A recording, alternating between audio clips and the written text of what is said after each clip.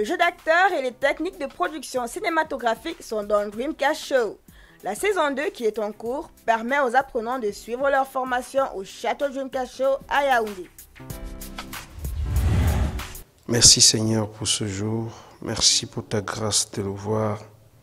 Merci aussi pour ta présence qui va nous conduire. Éternel, permets que ce que nous dirons sorte de ton esprit. Canalise-nous dans la voie que tu veux que nous suivons. Sois avec nous, notre Dieu, notre Roi. Nous bénissons ta grâce parce qu'elle sera parmi nous. Éloigne de nous du péché, éloigne de nous de la tentation. Couvre-nous par ton esprit afin que tout ce qui sera dit, sera fait, soit au nom de Jésus-Christ pour ta puissance et ta gloire. C'est au nom de Jésus que nous avons prié. Amen. Aujourd'hui, nous sommes au module 5, à savoir la construction scientifique du personnage. Le personnage, c'est la personne dont on incarne ou représente dans un film ou dans une pièce. Donc, le personnage est une représentation imaginaire. Ce n'est pas une personne, parce qu'on n'a pas l'entité physique devant nous. C'est une abstraction, c'est une imagerie.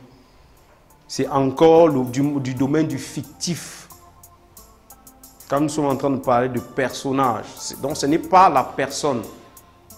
La personne, c'est donc ce que vous incarnez qui fait de vous personnage.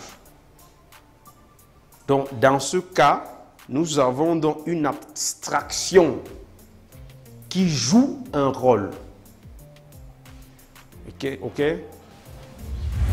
À travers un scénario, on peut construire notre personnage, c'est-à-dire connaître son aspect physique, son aspect social et son aspect psychologique. Le rôle est comme une âme errante dont on doit donner corps, c'est-à-dire incarner. On entre dans le corps. Donc on donne corps à ce personnage. Donc c'est comme une âme errante dont on doit donner corps. Par notre représentation, quand on joue, c'est cette prestation-là qui donne corps. Donc, et on appelle ça donc personnage. Parce que c'est l'individu qui est à l'intérieur d'une personne. C'est ça qu'on appelle personnage. Ce qui nous ramène au social. Est-ce que s'il est riche, il est modeste ou alors il est pauvre? Un personnage s'établit sur 3 dimensions, à savoir la dimension physique qui est véritablement ce à quoi on renvoie, ce qu'on voit à l'écran, la façon dont on est. Il y a la dimension sociale, c'est-à-dire les artifices qui renforcent notre appartenance sociale. Et maintenant, la dimension psychologique qui veut renvoyer à ta motivation. Qu'est-ce que tu cours après pendant le film? Est-ce que tu es un opposant, un adjuvant, tu es un premier rôle? Quel est véritablement ce pourquoi tu te meus dans le film? Que le personnage, en fait, c'était une imagerie qui doit incarner un rôle. Donc une âme errante qui doit incarner un rôle, qui doit entrer en nous pour que nous donnons corps et nous incarnons donc un rôle. C'est quoi donc maintenant le rôle? Okay. A role is a character or a part performed by a performer. Tu connais ce qu'un performeur? Ou un acteur. Voilà, aussi simple. Ah, quand tu je n'ai pas encore fini. Je dis ou un acteur. Je vais retenir character, je vais enlever performer. Tu vois? Parce que ici, c'est un autre art. Là, si tu me dis actor, donc a role play by un actor, ok, là, je suis d'accord. Mais dès qu'il y a performer, c'est tout un art. L'art de la performance. Ce sont des gens qui font souvent des prestations au-delà du commun. Et parfois même, ils perdent la vie. Ce sont des gens qui lancent des défis énormes, surnaturels, qu'un homme humain ne peut pas le faire. Donc, c'est tout un art. Donc, mieux préférable qu'on reste seulement à acteur. Le rôle est la fonction la fonction que l'on doit incarner ou que l'on doit jouer en fait.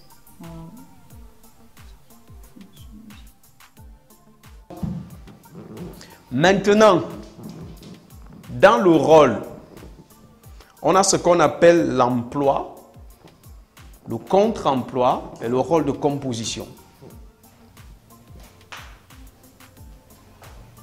C'est quoi l'emploi? Oui, Karine. Emploi, c'est ta propre nature.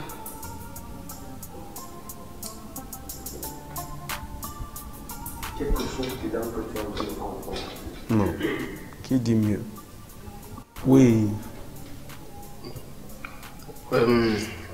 On parle d'emploi dans un rôle lorsque un personnage joue son propre caractère.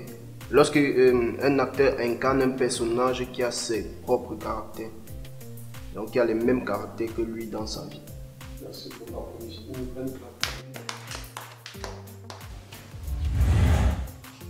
Donc, vous êtes le personnage vous-même.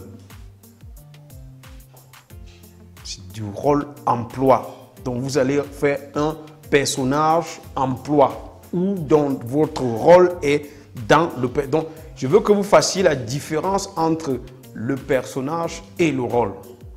Donc, ça veut dire que le rôle est contenu dans le personnage. Parce que c'est ta partition. La partition donc de cette personne imaginaire que tu vas jouer. Maintenant donc, quand on vous dit emploi, emploi veut dire que à première vue, qu'est-ce qu'on voit?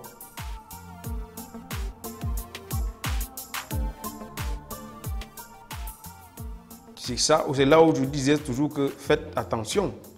Il y a des rôles où vous allez voir quelqu'un, il veut se faire passer pour un beau gosse. Pourtant, tout le monde voit que c'est un laid type. Du coup, ça énerve même la personne qui regarde. Parce que quand tu commences à faire, on a un problème. Je vous prenais par exemple l'exemple de Chuck Bass dans vos histoires, je ne sais pas trop. Voilà, Gossip Girl. Ou alors un Nasser Menkes.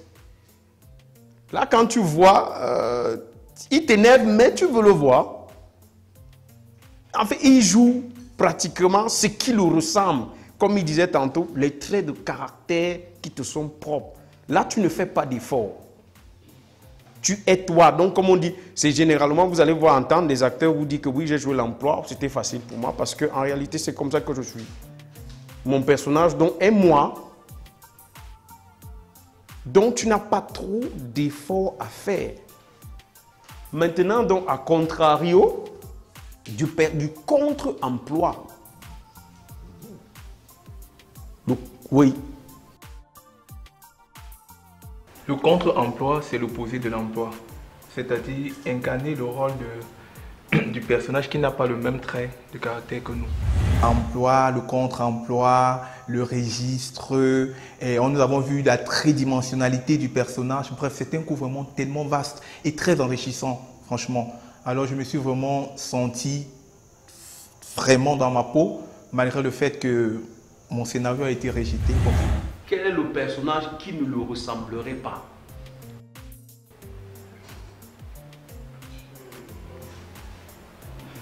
Non, un fou, c'est plus compliqué. Vas-y, toi-même. Un voyou.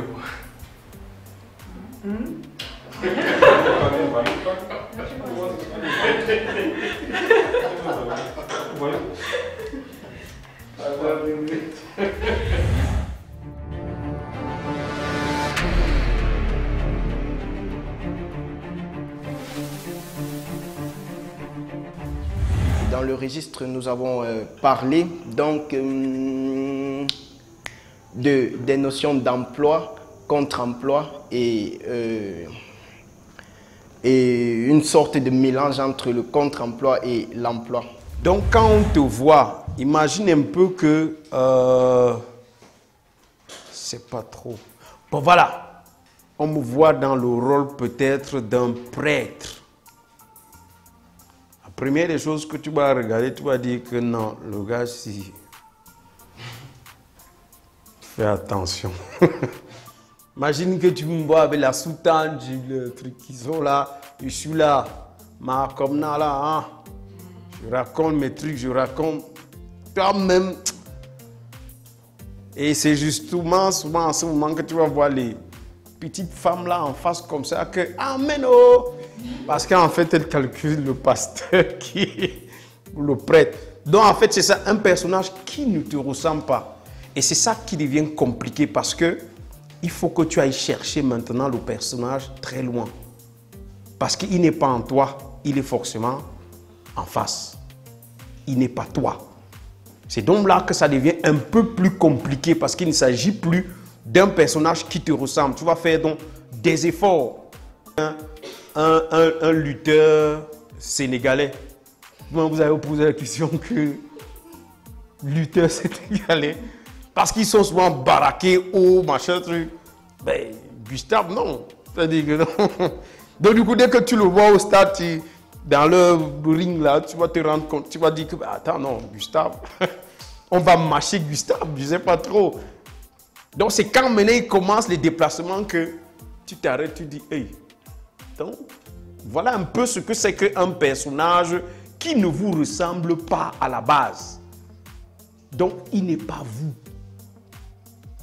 Or, s'il porte, comme il disait tantôt, tu as tes lunettes là, tu mets un costume, tu as vu l'arrêt que tu as mis sur la tête, non, ça te disqualifie. On sent du coup qu'il y a quelque chose de mauvais en toi. Quel que soit le costume que tu vas mettre, tu prends même, tu fais tout ton sérieux. Les gens vont regarder, on va dire non. En fait, il joue, il va jouer, lui, il va nous faire quelque chose. Bref, c'est ça un peu le contre-emploi. Donc, c'est un rôle qui ne nous ressemble pas. Et dans le contre-emploi, on cherche donc, on va chercher quelle méthode.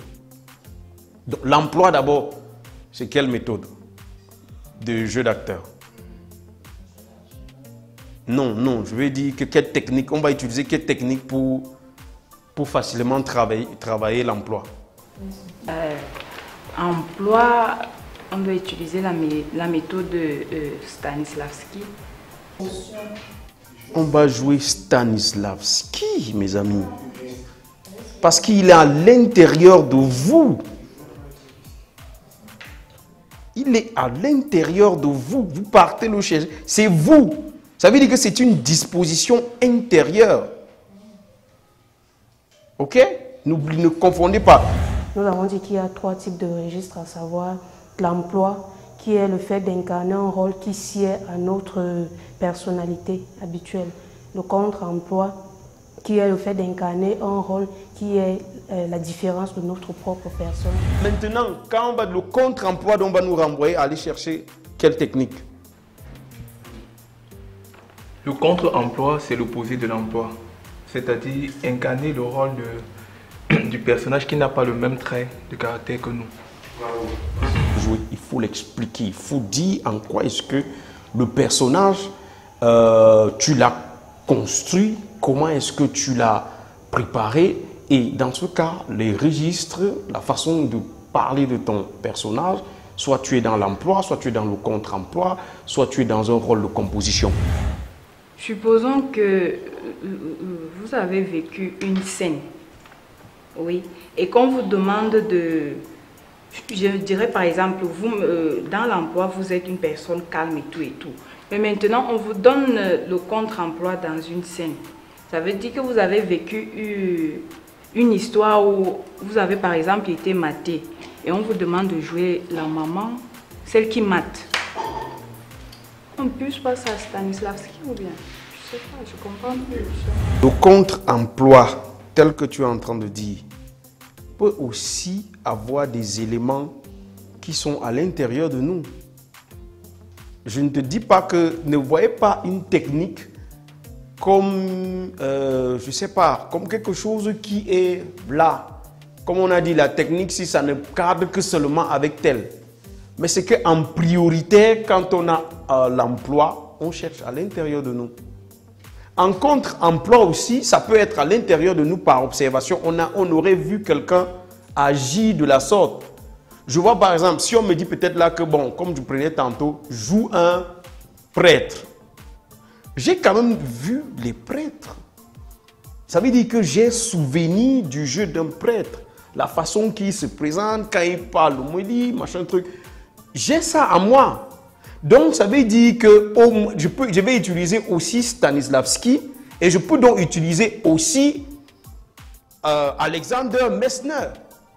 C'est ce que ça veut dire. Ce n'est pas qu'on reste dans comme une camisole de force, qu'on est là, on reste là. Non, non, non.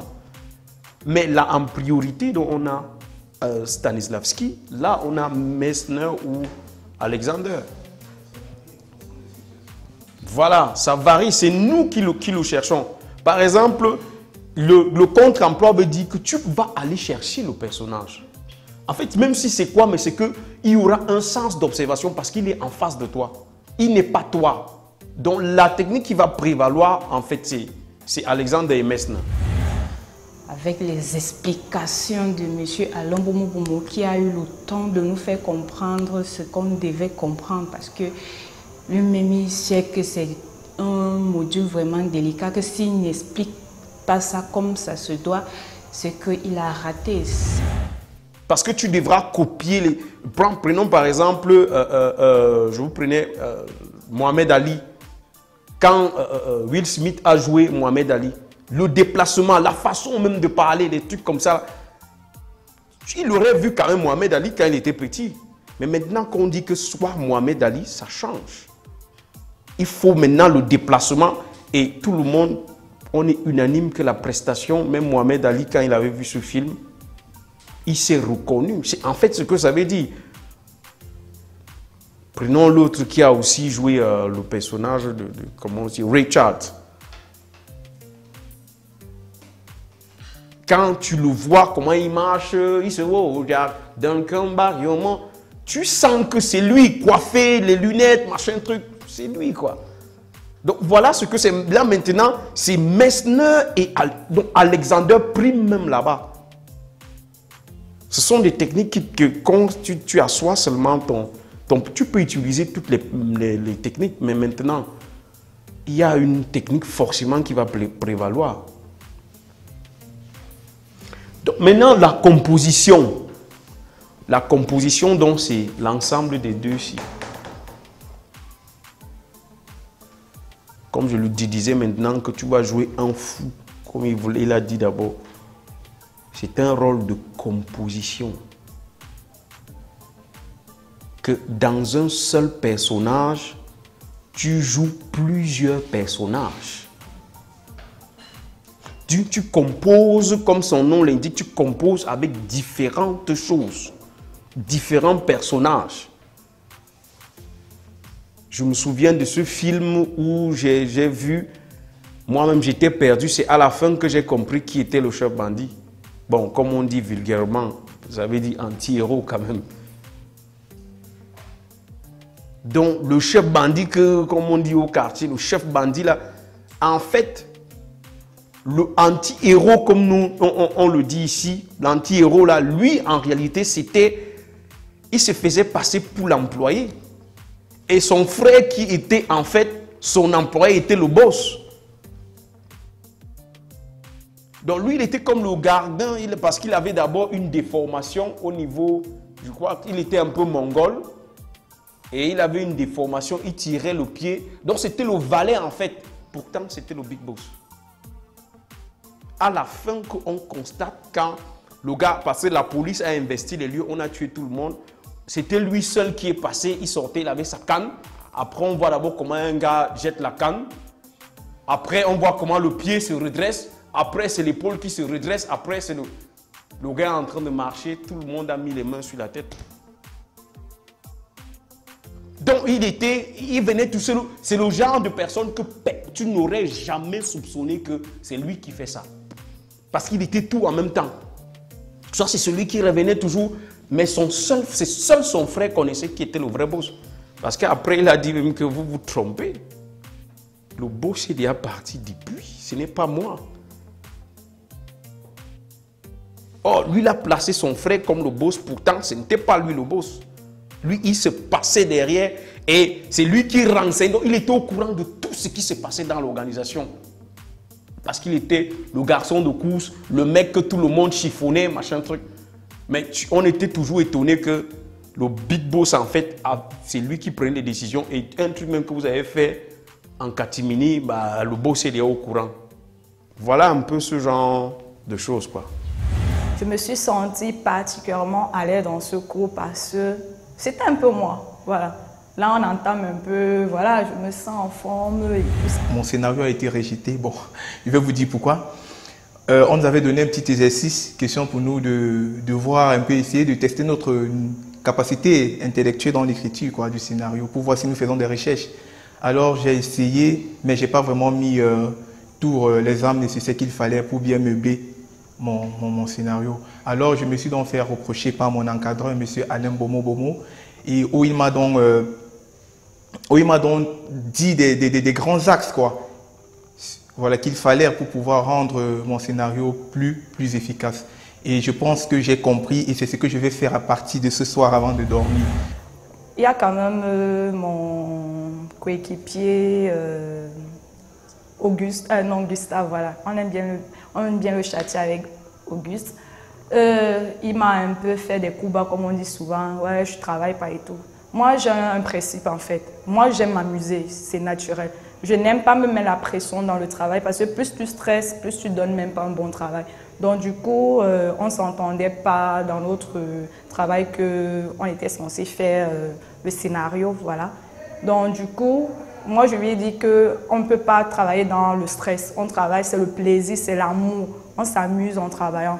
Donc lui, il est un peu trop sérieux. Peut-être vous l'avez le constaté, il est tout le temps sérieux et tout ça. Et je ne sais pas comment on peut fonctionner, mais néanmoins, je pense qu'on va s'en sortir. On dit soit entre l'eau et...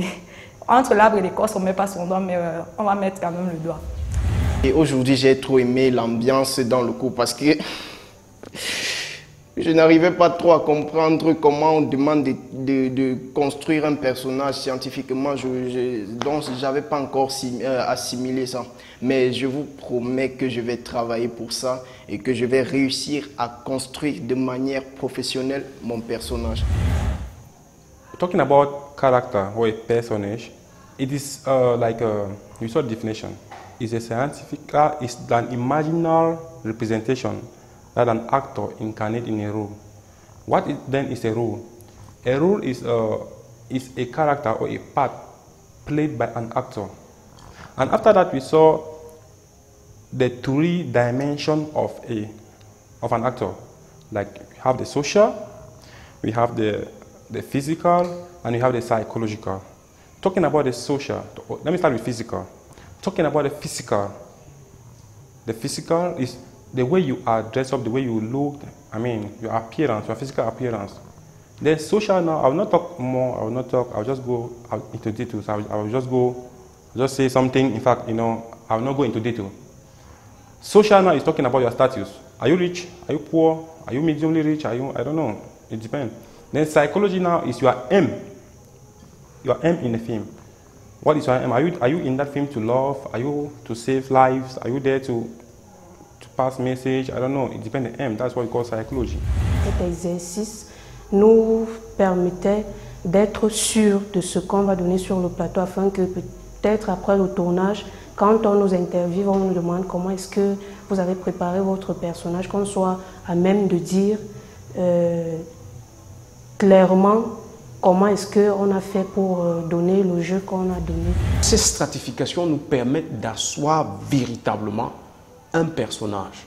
Donc voilà un peu ce que nous avons pu faire aujourd'hui et ma foi, je crois que arrivé au module 5, il nous reste 5 autres modules. Je crois que tout acteur véritablement ici est à mi-parcours et peut nous sortir des choses merveilleuses. Dreamcast Show is a program produced by the Cameroon Actors Agency.